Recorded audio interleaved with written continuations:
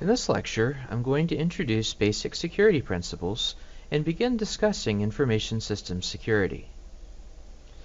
I'm going to begin by defining what we mean by security, discuss how security from the physical world evolved into the information world, talk about something called the CIA triad, which establishes the principles of information security that we typically use for evaluating systems, and then talk about some of the fundamental limitations and trade-offs between both security and functionality and between principles in the CIA triad.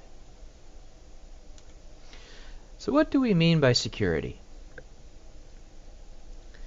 This is something of a challenging question because we all have an intuitive concept of what it means to be secure, but it's sometimes difficult to formalize this concept into something that we can study and something that we can evaluate. For example, we feel secure locked inside our own houses, or perhaps locked inside our own vehicles. But what exactly are we protecting ourselves against? What exactly makes us secure versus not secure? If we look back through history, we can see many examples of mankind's quest to build secure environments in which to live, in which to work, or to guard assets, to guard entries into areas, and so forth. In this photograph, for example, we can see out here the island fort known as Fort Sumter, which guarded the entrance to Charleston Harbor in South Carolina and provided a secure barrier equipped with cannons to attempt to deter enemy ships from sailing into the harbor. Now, this photograph was taken from Fort Moultrie, which sits at the site of one of the earliest forts securing Charleston Harbor. And Fort Moultrie went through several renovations, including an early to mid-20th century renovation where it was equipped with more modern weaponry, again to guard the harbor against unauthorized shipping that might enter or invasion from a foreign force. So, a simple definition of security is protection. Protection from harm. And this basic idea is as old as society itself. The idea of being protected from an attack. The idea that we can have some kind of resistance to theft, malicious injury, and other harms that might befall us. In the most basic form, we're discussing physical security, keeping out those who would do us harm. And for many thousands of years, physical security was the only concern that we really had. We didn't have information processing systems to worry about. So physical security really focuses on protection of assets or people from intruders or other types of malicious entities that might attempt to gain access. Now, we can also extend this definition a little bit to say protection from the elements, protection from natural forces, wind or rain or flooding. But for simplicity, we're going to focus for the moment on intruders. And the focus of physical security is typically about building walls, about excluding access to different resources or different areas by unauthorized parties.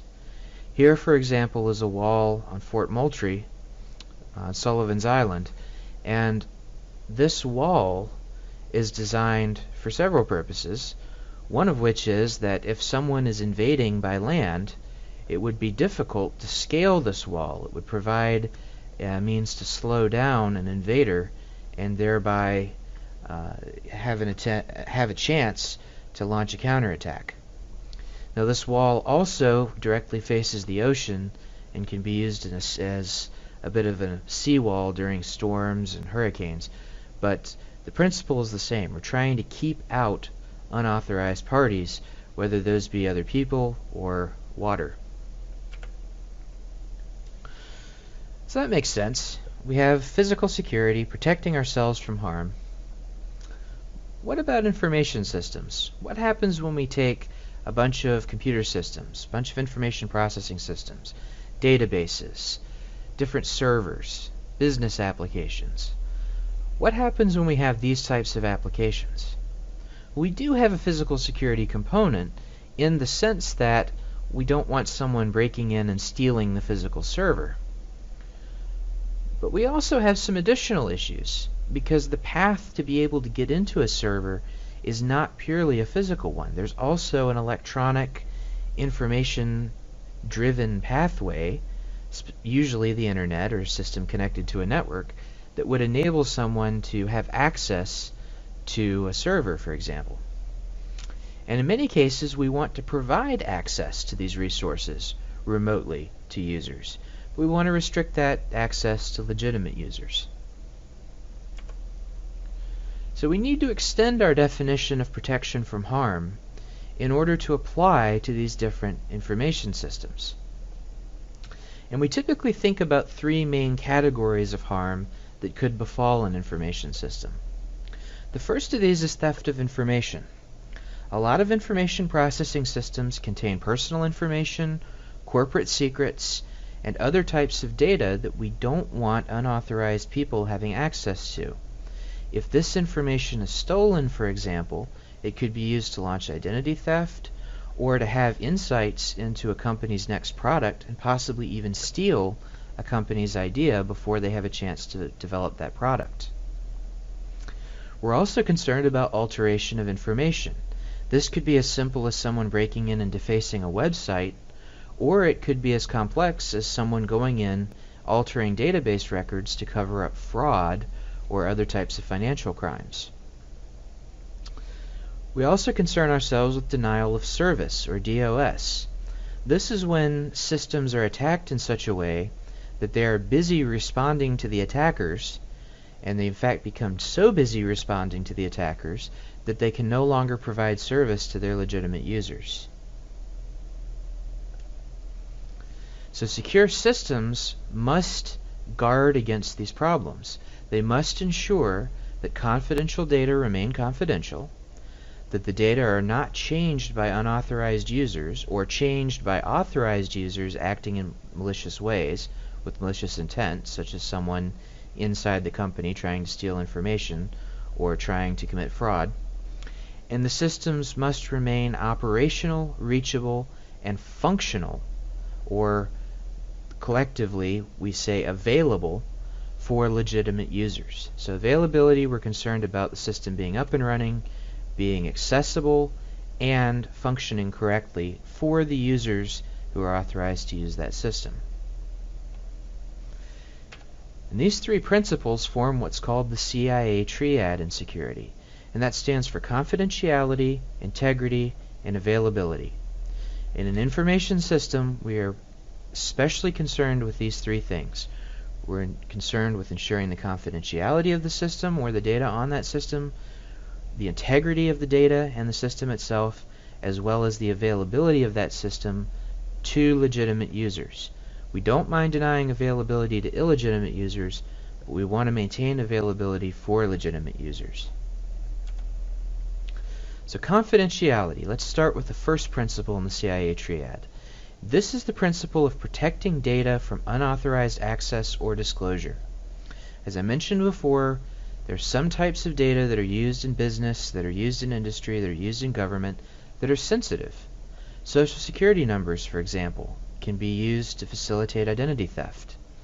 Medical records are considered to be confidential in order to protect a person's privacy in terms of the types of illnesses they've had to deal with, the types of medical histories that they have.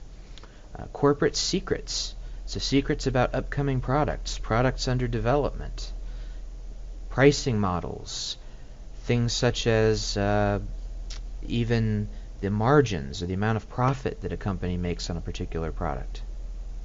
We also have military intelligence. What kind of information has the military gathered?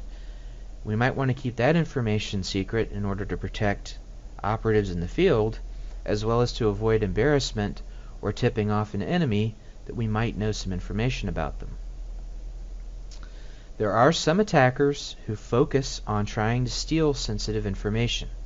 Folks involved with identity theft, for example, whether it be persons committing identity theft or reselling information to other people who commit identity theft, are an issue.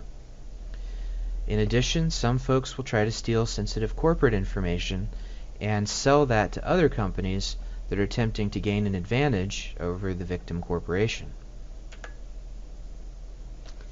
The second principle of the CIA triad, integrity, is the principle of ensuring that unauthorized or undetected changes to data or system configurations do not occur. There are types of attacks that attempt to alter records or falsify information, often in furtherance of other criminal activities, such as fraud. Other attacks, however, attempt to take over servers entirely. They might deface content, such as websites, send unsolicited messages, so turn a server into a machine that's simply sending spam to everyone, or distribute illegal content, such as child pornography or copyrighted materials. Many other types of malicious uses can also be found for compromised systems. And the third principle of the CIA triad is that of availability. And this is the principle of ensuring that systems stay online and that data and services provided by those systems remain accessible to authorized users. Some attackers attempt to disable corporate, government, or other systems in a bid to try to disrupt the operations of that entity. This type of attack, known as a denial of service attack, is relatively common and occurs most often when servers are flooded with requests that prevent legitimate users from being served. Now we have these principles of the CIA triad, but it's important to understand that there are also some fundamental limitations that go along with our security principles. For example, one of the most fundamental, if not the most fundamental trade-off exists between security and functionality. And this trade-off works as follows. If I implement a system that's extremely secure, that has a very strict security policy, it may not be truly available to legitimate users. For example, I could define a corporate security policy that says certain types of business information simply cannot be stored electronically. They have to be stored in paper form. Or similarly, that certain types of information can be stored electronically but cannot be stored in a database that can be queried by people in the company. Well, if that information is central to the operation of the business, the inability of employees to readily access that information could be detrimental to the business itself.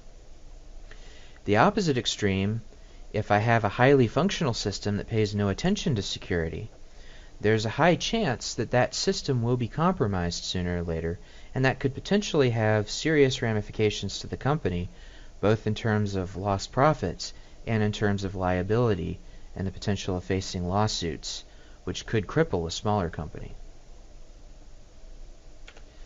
Similarly, there are trade-offs between the principles in the CIA triad.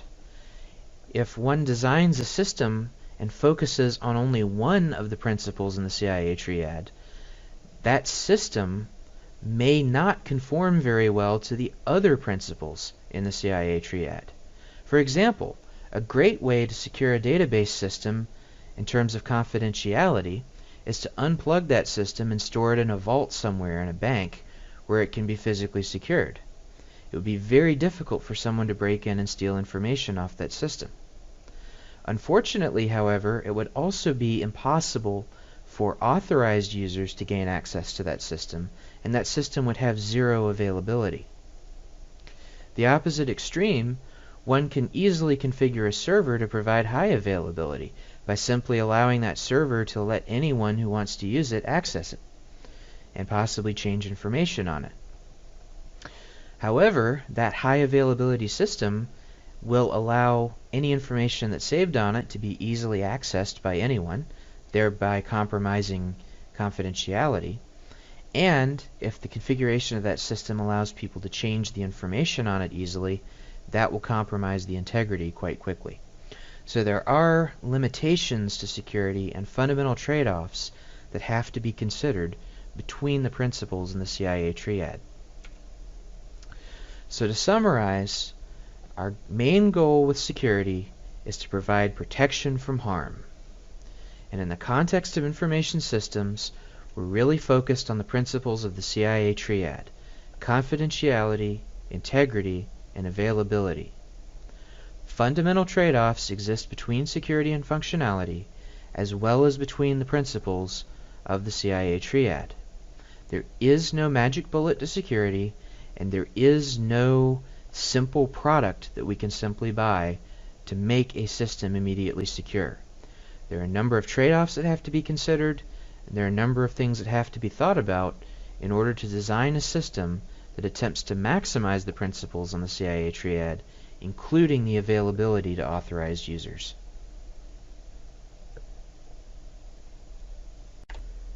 Thank you for watching.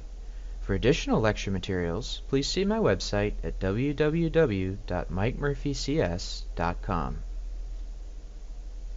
Please note that due to a high volume of email, I am unable to respond to questions that are not from Coastal Carolina University students.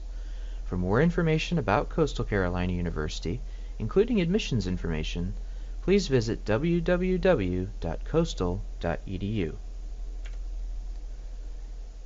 This video is licensed under the Creative Commons Attribution Share Alike 3.0 Unported license. For more information, please visit the Creative Commons website. I'm Dr. Mike Murphy.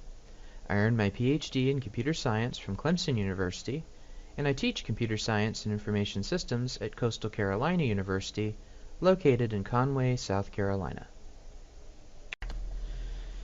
In this lecture, I'm going to discuss threats, vulnerabilities, and controls, and how these things apply to computer security. I'm going to begin by defining each of these terms, threats, vulnerabilities, controls, along with a silly example of each, and then talk about some of the trade-offs involved in implementing controls. Recall from the Introduction to Security lecture the CIA triad. This stands for confidentiality, integrity, and availability. These are the three principles to which we want a system to adhere in order for that system to be secure.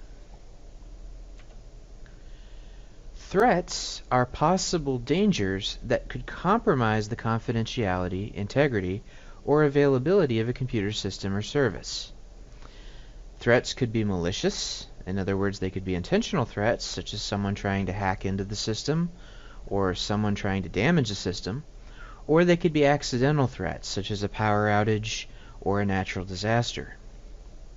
These threats may be external. In other words, this could be an attacker coming over the internet and trying to attack a server, or these could be internal threats. This could be an employee involved in fraudulent activities such as money laundering or theft or embezzlement or some type of activity like that. So we could have external threats, we can have internal threats, and those threats could be malicious or those threats could simply be accidental. In identifying a threat, we want to ask ourselves how a system could be compromised. In other words, what are ways that the confidentiality, integrity, and/or availability of the system could be reduced? What are forces that can come and potentially damage these things? Remember that not all the threats are necessarily malicious, and not all the threats are necessarily external.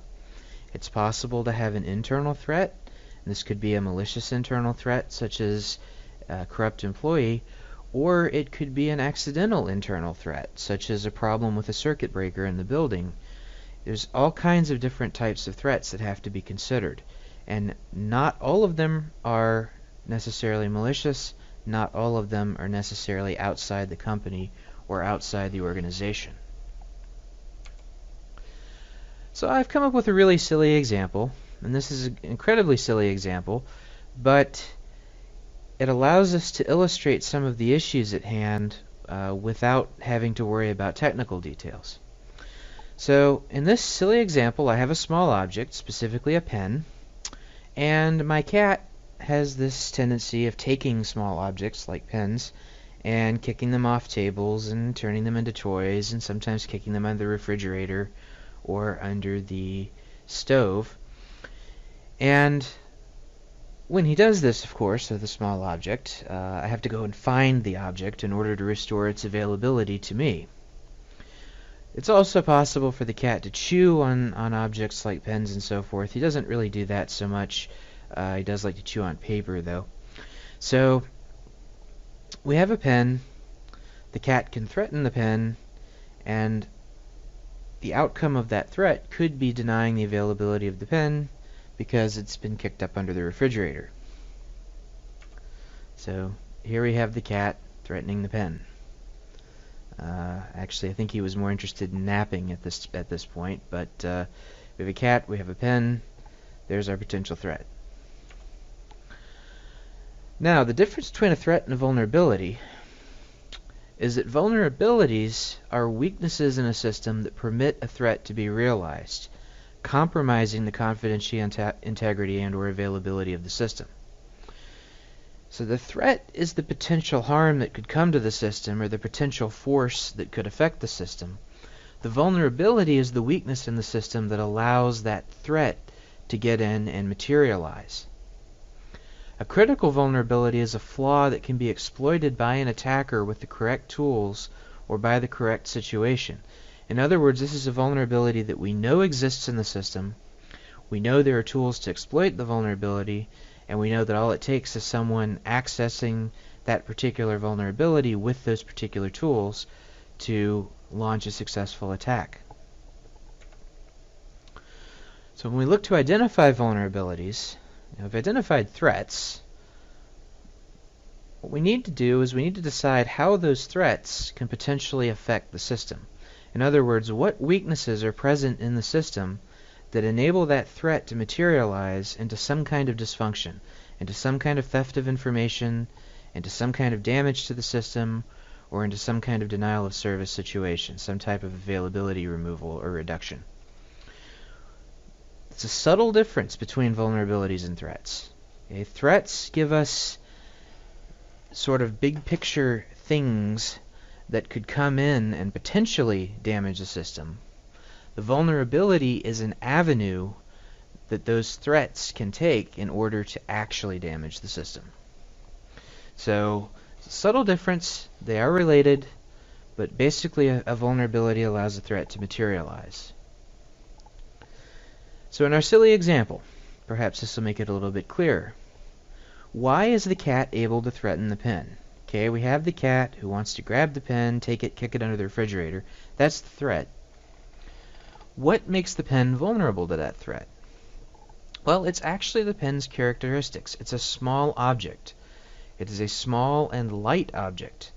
And the cat is much bigger than the pen. The cat has the strength to move the pen. The pen is about the right size and shape to be batted around with a paw.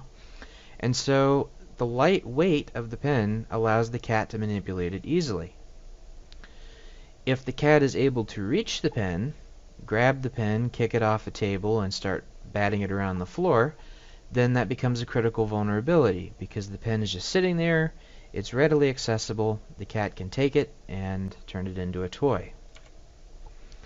So you can see here we have the pen, and the pen is not very large, not very heavy compared to the cat, and so it's actually the small size of this object relative to the cat that enables the cat to threaten it. Okay, so if we have these threats, and we have vulnerabilities to potential threats, what measures can we take? What steps can we take to try to mitigate those threats, to try to close those vulnerabilities? And the answer is we have what are called controls, or security controls. And these are safeguards that are implemented to close vulnerabilities and mitigate threats in order to protect the confidentiality, integrity, and availability of the system. So controls can be physical, they can be procedural, they can be technical. A very simple control that you're probably using on a regular basis is simply locking a door. Locking the door to your house or your apartment, locking the door to your car. That's a very simple physical control. It denies access to someone simply opening the door and using very little effort to gain access. We can also have procedural controls. For example, when handling money, it is possible to have a procedure that says that 2 employees have to be present. This way, one employee has a harder time simply skimming some money out of the drawer, or skimming some money out of the safe. In the security of information field, or in computer security, these controls can be technical. We can have system policies in place that prevent certain actions. We can require data to be encrypted. So we have these different controls that we can implement in order to try to protect the system. In order to identify controls, we need to ask ourselves what kind of vulnerabilities there are to the types of threats that we've determined exist, and how can those vulnerabilities be closed, or how can we mitigate the threats? What safeguards can we put in place to make the system less vulnerable to a specific threat? What types of protective measures can we take? So let's take our silly example again. There are a couple of ways that we could make the pen less vulnerable to the cat. One way is that we could increase the size or weight of the pen so that the cat couldn't move it. So we could make the pen 4 feet long and weigh 20 pounds, and then the cat is not going to be able to move the pen. That would be a way of directly closing the vulnerability. Unfortunately, that choice would have some side effects. It would be fairly difficult to write with a 20-pound, 4-foot-long pen. We could secure the pen where the cat couldn't reach it, so we could close the vulnerability by preventing its exploitation.